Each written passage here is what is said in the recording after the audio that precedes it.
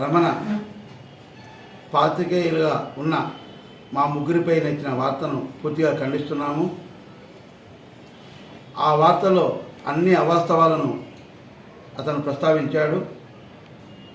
పాత్రికేయుల అసోసియేషన్ను ఏపీడబ్ల్యూజేని అడ్డం పెట్టుకొని మేము దందాలను కోర్టు లక్షలను గడించామని ఆయన చెప్పడం అవాస్తవము. ఆ విధంగా మేమేమైనా సంపాదించుంటారని మీ దగ్గర ఆధారాలు ఉంటే పత్రికాముఖంగానే బయటపెట్టాలని కోరుతున్నాము. లేని పక్షంలో మేము తీసుకునే లీగల్ చర్యలకు ఖచ్చితంగా ఏదో ఒకరోజు సమాధానం చెప్పే తీరుతావు.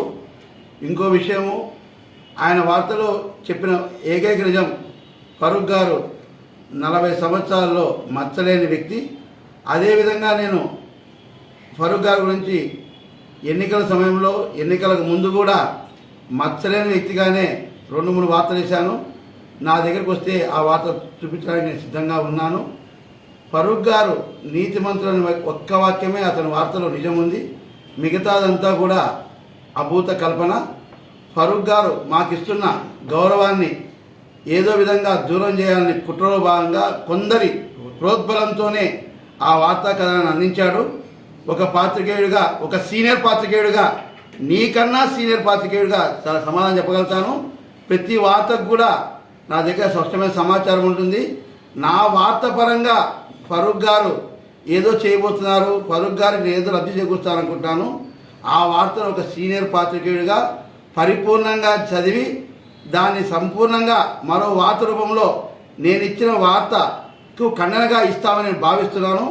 మొదటిగా ఒక పాత్రికేయుడు ఏదైనా ఒక వార్తను విమర్శించినప్పుడు ఆ వార్త యొక్క పూర్తి సారాంశాన్ని తెలుసుకున్న తర్వాతనే మనం వార్తా కథను అందించాలి. ఎంతసేపు ఉన్నా నంద్యాలకు వచ్చేందుకు అంత డబ్బులు ఇవ్వడానికి ముగ్గు చూపుతున్నారని చెప్పారు ఆచార్య తప్ప ఫరూక్ గారికి పోస్టింగ్ ఇస్తే ఇస్తారని కానీ, ఇక్కడ నంద్యాలలో పోస్టింగ్ వాళ్ళు చెప్తారని కానీ ఎక్కడా లేదు. ఆ చిన్న విషయాన్ని కూడా సీనియర్ పాత్రికేయుడు అని చెప్పుకుంటున్నా మర్చిపోయాడు. నాకన్నా 10 ఏళ్ళ తర్వాతనే అతను పాత్రికేయ వృత్తికి వచ్చాడు. నేను గర్వంగా చెప్పుకున్నాను. 1991 ఆయన బ్యాండ్ ఇట్లా అంటాడు, నేను 1991లో గర్వంగా ఇప్పుడున్న పాత్రికేయుల్లో ఒకరిద్దరికి మినహా మిగిలిన వాళ్ళలో నేను సీనియర్ అని గర్వం చెప్పుకుంటున్నాము. నువ్వు సీనియర్ పాత్రికేయ అయితే కాదు, నాకు తెలిసి ఎక్కడ కూడా ఒక శాటిలైట్ ఛానల్లో కానీ ఒక ప్రింట్ పత్రికలో కానీ పనిచేసిన అనుభవం లేదు. ఎంతసేపు ఉన్న TV9 అనే సంస్థను ఒక బూచిగా చూపిస్తున్నావు. అది కూడా నిఘా విభాగం అంటున్నారు. ఎక్కడైనా అథెంటికేషన్ ఉందా? నీకేదైనా అక్యురేషన్ ఉంటే మాకు తెలియదు కాబట్టి బహిరంగపరచమని కోరుతున్నాను. మరో విషయము, పాత్రికేయుల పక్షాన పోరాడుతున్న శ్యామల గురించి అసలు పాత్రికేయుడే కాదన్నారు. నాకు తెలిసి 2007 నుంచి 2024 వరకు కూడా అతనికి అక్యురేషన్ కార్డు ఉంది. అక్యురేషన్ కార్డు ఉందంటే అతను పాత్రికేయుడే. పాత్రికేయుడు కాని వాళ్ళకి జిల్లా కలెక్టర్ కానీ INPR కానీ ఇవ్వరు. నాకు తెలిసి ఒకసారి అనారోగ్యం కారణంగా అతను సరైన సమయంలో అందించలేక 1 సంవత్సరం మాత్రమే అతనికి అక్యురేషన్ కార్డు లేదు అన్నకి. కాబట్టి అన్నీ తెలుసుకునే వార్తా రూపాన్ని ప్రదర్శించు.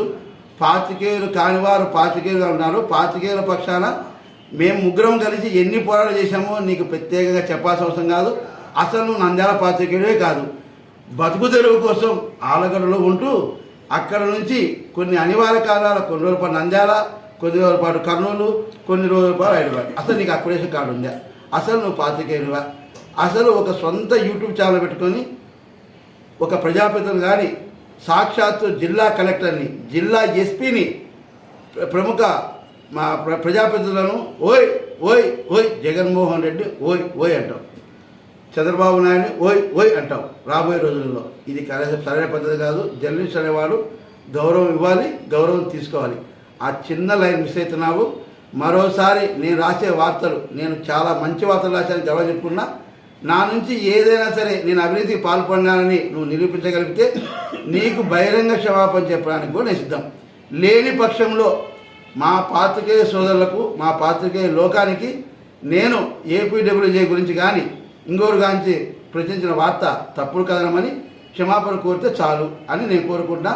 రమణ గారికి భవిష్యత్తు రాబోయేలో మా మీద ఇచ్చిన వార్తలకి మేము లీగల్గానే ప్రొసీడ్ అవుతాం తప్ప ఇంకోటి కాదు. మళ్ళా అతను మన మీద ఇంకొక వార్త బిల్లంగా సిద్ధపడుతున్నాడు. ఇప్పుడు ఇచ్చిన వార్తలో కూడా పెద్ద ఎత్తున డబ్బులు ఛాన్స్ జరిగినాయనేది స్పష్టమైన సమాచారం ఉంది. దాన్ని కూడా ఆధారాల సహా ప్రచురిస్తూ అదే కోణంలో నీకు వివరణ అడిగేదానికి నేను సిద్ధంగా ఉన్నాను. మరికొద్ది గంటల్లోనో మరికొద్ది రోజుల్లోనో నేను వార్త రాసిన రోజు నీకు వివరణ కోరుతా. ఆ వివరణకు నువ్వు వివరణ చెప్పే తీరాలా. నువ్వు ఏమి చెబితే దాన్ని మాత్రమే నేను పబ్లిష్ చేస్తాను.